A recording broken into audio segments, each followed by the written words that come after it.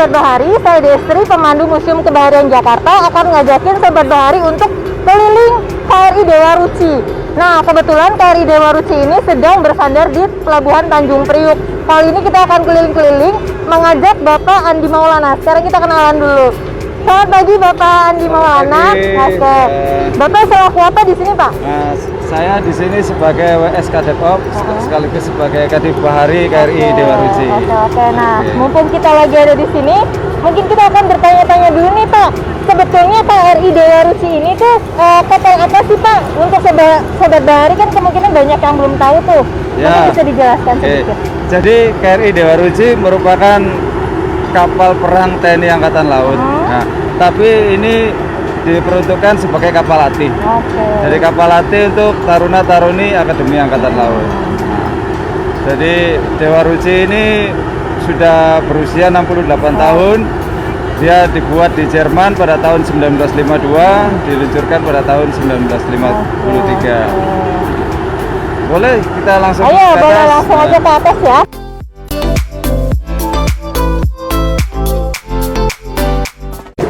Nah, Sobat Bahari, sekarang kita sudah ada di atas kapal Dewa Ruci. Nah, kita akan keliling-keliling bersama Pak Andi Maulana. Kira-kira kita mau kemana dulu nih Pak? Oke, kita ke haluan kapal dulu. Kita bisa lihat ada apa aja sih di haluan. Yuk, Sobat Bahari kita ke sana.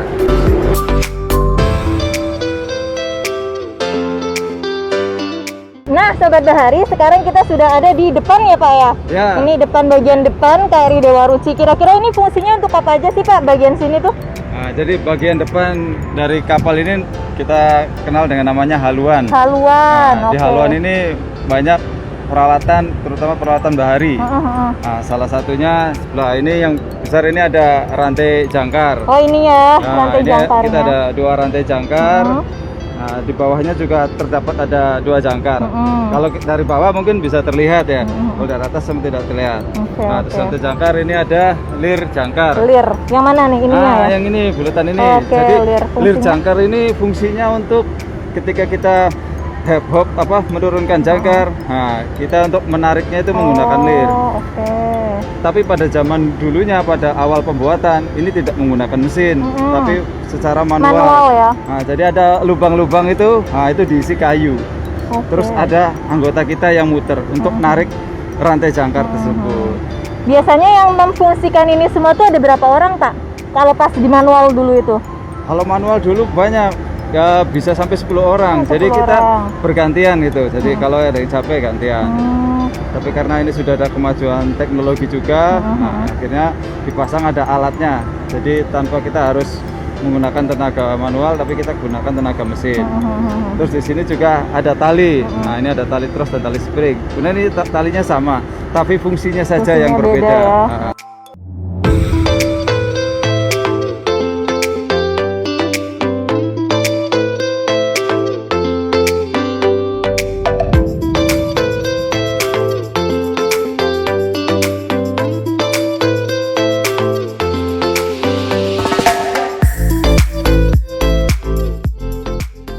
Nah, sekarang kita sedang berada di ruang apa nih? Ini namanya anjungan. Anjungan. Kira-kira ini ruangan untuk apa sih? Ada anjungan kayak di ini ya, Taman Mini Indonesia Indah ya namanya anjungan. Ini kalau di kapal namanya buat apa nih? Jadi ruangan ini namanya anjungan. Di sinilah adalah tempat kendalinya kapal ini ketika kita berlayar. Pusat kendalinya itu ada di sini. Jantungnya ya, jantung kapal. Ya. Orang yang mengendalikan kapal ini ya ada di sini. Jadi di sini ada radar sebagai alat bantu navigasi, terus di sini juga ada echo sounder.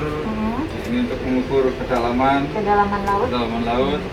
Bawahnya ini juga ada auto mesin. Ini yang untuk mesin. Ini kalau kita gerak maju, kapalnya jalan. Kalau mundur berarti rem atau gimana? Auto mundur. Jadi di kapal itu tidak ada rem. Yang ada bisa maju atau mundur. Tapi kalau misalnya mau bersandar itu gimana tuh prosesnya? Kalau mau bersandar kita ya pelan-pelan. Selain kita memanfaatkan arus, karena kapal itu bukan seperti mobil. Kalau mobil kan berjalan di benda yang diam. Kalau kapal itu berjalan di atas arus ya. Benda yang bergerak. Jadi kita juga harus bisa memperhatikan keadaan arus dan angin juga. Nah, itu yang perlu dilatih, skill seperti itu. Nah, Taruna juga diajarkan seperti itu, bagaimana dia lepas sandar yang baik. Terus kalau di kapal Dewa Ruci ini punya berapa tiang ya Pak ya? Jadi di Dewa Ruci ini ada 3 tiang, Tiga 3 tiang tiang. utama. Nah, yang pertama itu ada tiang Bima yang ada di depan, tingginya kurang lebih 33 meter. Wow, gila. Terus di tengah ada tiang Arjuna, Arjuna.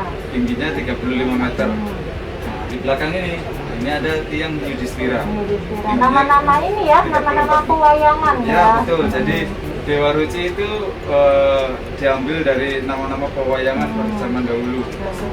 Jadi tiang Bima itu kenapa sih di depan itu diberi nama tiang Bima? Jadi itu ada filosofinya Pak. Nah, jadi Bima itu kalau kita tahu cerita tokoh pewayangan tentang Bima itu kan adalah sosok yang kuat ya, kuat tokoh. Makanya kita di tiang Bima itu diberi nama Bima karena dia posisinya di depan, juga jadi biar Dewa Ruci ini terlihat lebih kokoh, kuat gitu kan, gagah gitu kan pada di depan. Oke, kalau tengah Kalau tengah itu yang Arjuna. Pasti semuanya udah tahu kan kalau Arjuna itu orang yang ganteng, sopan gitu kan. Ya Tarunanya juga ganteng-ganteng. Ya salah satunya ya Taruna juga ganteng. Dan kenapa di tengah itu ada namanya tiang Arjuna? Itu kan ya sama diambil dari karakternya itu yang sopan, yang ganteng. Nah, di tengah itu kan kita banyak kegiatan, kita setiap kegiatan kan pasti berfokusnya di tengah itu dengan harapan orang-orang yang datang kita bisa sambut dengan sopan, dengan ramah. Jadi selain memperkenalkan kebudayaan ke luar negeri, kita juga memperkenalkan karakternya orang Indonesia ya. Ya, salah satunya itu. Terus di sini ada tiang Yudhistira. Yudhistira itu kan terkenal dengan orang yang bijaksananya. Dengan harapan orang yang membawa kapal ini di anjungan ini dia bisa bijak dalam membawa kapal ini, artinya bisa hati-hati, tidak jadi intinya sih biar yang bawa kapal ini gegabah gitu ya, jadi lebih hati-hati. Oke, kalau total layarnya ada berapa Pak? Ada 16 semuanya layar. Jadi di tiang-tiang utama kita ini ada dilengkapi dengan lukisan-lukisan batik. Oh, batik. Batik apa aja tuh kira-kira? Kalau yang di depan itu ada batik Toraja. Yang di tengah di tiang Arjuna ini ada batik Jawa. Kalau yang di belakang ini batik dari Papua. Jadi kita di sini melambangkan kebinekaan dari Indonesia. Dari suku kita diwakilkan oleh batik-batik ini. Itu juga salah satu melambangkan bahwa di Dewa Ruci ini tidak hanya mempunyai dimiliki oleh satu suku saja, tapi kita milik semua suku yang ada di Indonesia seperti itu. Termasuk ABK-nya juga Mbak. Tidak hanya dari orang Jawa semua, tapi dari seluruh pulau di Indonesia itu ada di sini. Jadi di sini ini benar-benar refleksi dari keberagaman Indonesia yang kita kenalkan keluar ya. Nah, sekarang kita sedang berada di bagian mana nih Pak? Nah, ini kita berada di tempat kemudi. Nah, ini kemudinya, kemudi keri Dewa Ruci. Nah, ini kemudinya masih manual Mbak. Ini dari dulunya sampai sekarang masih manual. Nah, ini Dewa Ruci dilengkapi dengan 2 kemudi. Ini kemudi utama dan di belakang anjungan ini ada kemudi cadangan. Jadi kemudi cadangan digunakan apabila kemudi ini ketika berlayar mengalami kerusakan. Biasanya dioperasikan oleh berapa orang? Biasanya ini dioperasikan oleh 2 orang karena ini manual. Jadi lumayan butuh tenaga ekstra. Nah, manual. Oh iya, ngomong-ngomong tadi kan kapal ini kan digunakan untuk membawa taruna ya, untuk melatih taruna. Nah, itu biasanya taruna-taruna baru itu dilatihnya seperti apa aja sih Pak? Oke, jadi para taruna Akademi Angkatan Laut itu di sini dilatih banyak hal, mulai dari ilmu kepelautannya itu sendiri, juga tentang PUDD khas Angkatan Laut. Jadi kepelautannya itu ya bagaimana dia diajarkan dari hal yang dasar untuk membawa kapal. Jadi bawa kapal, mereka akan membawa kapal Dewa Ruci ini, kita latih mereka mengemudikan sendiri, terus jadi operator di anjungan itu sendiri, sampai jadi pengawas pun semuanya dibawa oleh taruna. Kita selaku pelatih di sini hanya mendampingi, mengarahkan mereka. seperti itu. Terus juga taruna di sini kita latih untuk PUDDH Angkatan Laut, mulai dari kayak penjagaan, terus bagaimana kita penampilan, berpakaian, semuanya kita ajarkan di sini, terutama hal-hal yang dasar seperti itu. Terus juga para taruna kita latih untuk latihan drum band juga, Mbak. Jadi selain mereka di laut atau di kapal itu berlatih tentang profesi mereka, ketika di darat kita juga ada misi juga, Mbak. Jadi pertama itu adalah diplomasi. Nah, kita melaksanakan diplomasi, kortisikol terhadap pejabat-pejabat di negara yang kita singgahi. Terus juga kita menampilkan kebudayaan, kesenian. Jadi taruna juga diajarkan juga, Mbak. Kita latih beberapa kesenian, misalkan kayak rampak kendang, tari saman, reog ponorogo, terus tari perang yang dari Papua. Dari ketika kita sandar, nah nanti kita biasanya ada event, misalkan ada acara, nah nanti mereka itu akan ditampilkan. Ada juga kirap kota, yaitu yang drum band itu, Mbak. Nah, kita tampilkan ke keliling kota, disaksikan banyak orang, seperti itu kegiatannya. Berarti taruna-taruna itu mereka memperkenalkan kebudayaan Budaya Indonesia, ya. ketika mereka di luar negeri. Luar negeri, ya. Oke, Pak, terakhir nih, kira-kira saat berlayar itu Kari Dewa Ruci ini mengalami hambatan apa aja dan bagaimana sih menanganinya? Oh, kalau hambatan itu pasti ada ya. Kita setiap berlayar itu pasti ada hambatan apa. Tapi alhamdulillah selama kita melaksanakan pelayaran semua hambatan itu bisa kita lalui. Jadi yang biasa kita hadapi adalah karena kita di laut itu pasti kondisinya tidak selalu bagus. Biasanya ada gelombang, gitu kan, ada badai. Nah, itu sudah biasa lah bagi kita prajurit KRI Dewa Ruci. Kita menghadapi gelombang, badai, kapal miring, oleng, mungkin pada pusing-pusing, ya itu paling hambatan ya, tapi ya itu biasa aja gitu. Memang kita sebagai manusia ya pasti ketika diombang-ambing itu mual ya biasa. Tapi ya sementara ya Pak, selama ini ya cuma itu aja, Pak. Kalau mungkin ada hambatan yang sifatnya ekstrim atau apa sampai perombakan atau pembajakan itu kita belum pernah.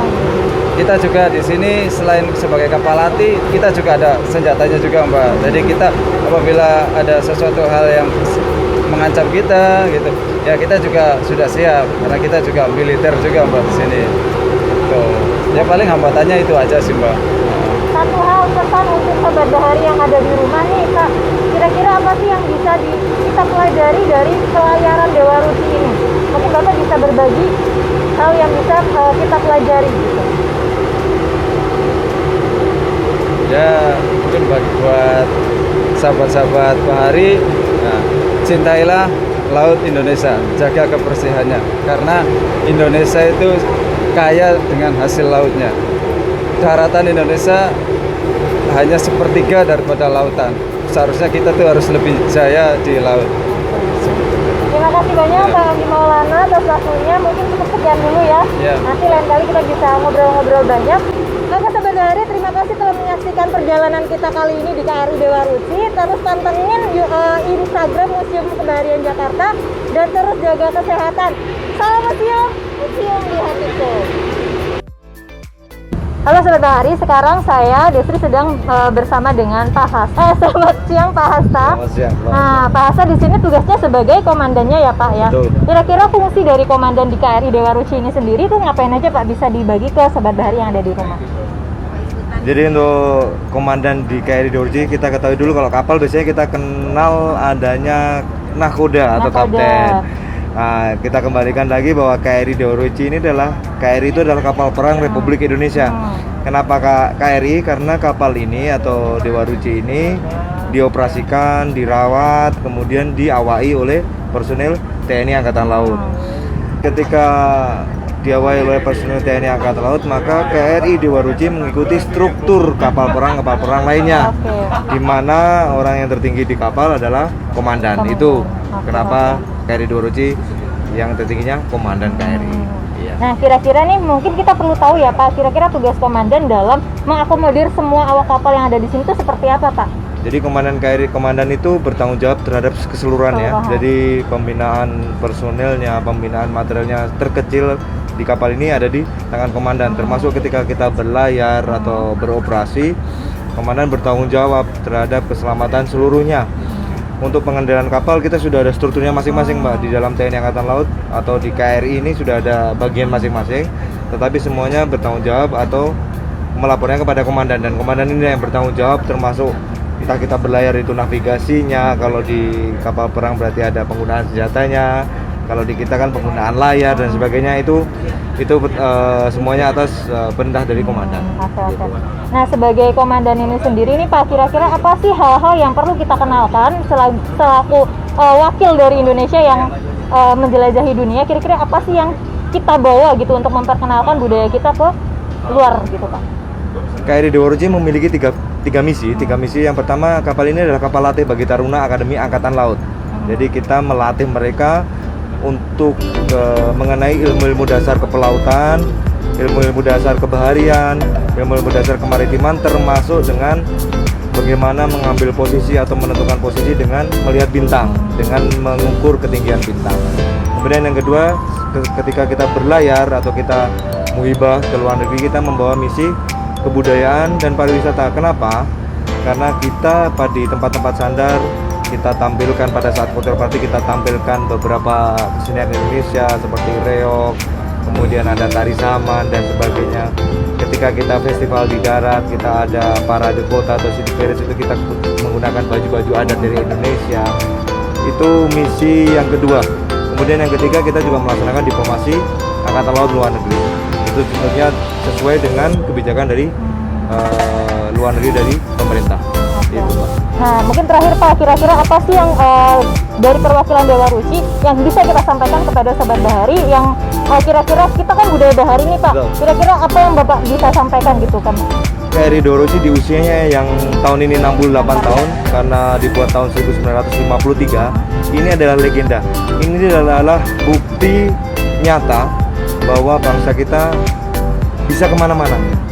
Kapal ini sudah keliling dunia 2 kali, tahun 1964 dan 2012. Jadi itu membuktikan bahwa kita adalah bangsa pelaut, kita adalah bangsa bahari. Kita menjelajah kemana-mana. Kita punya jalur rempah di masa lalu, kita punya kerajaan-kerajaan yang kuat seperti Majapahit dan Sriwijaya. Bagaimana Pati Unus dari Demak itu bisa menyerang Portugis di Malaka melalui laut.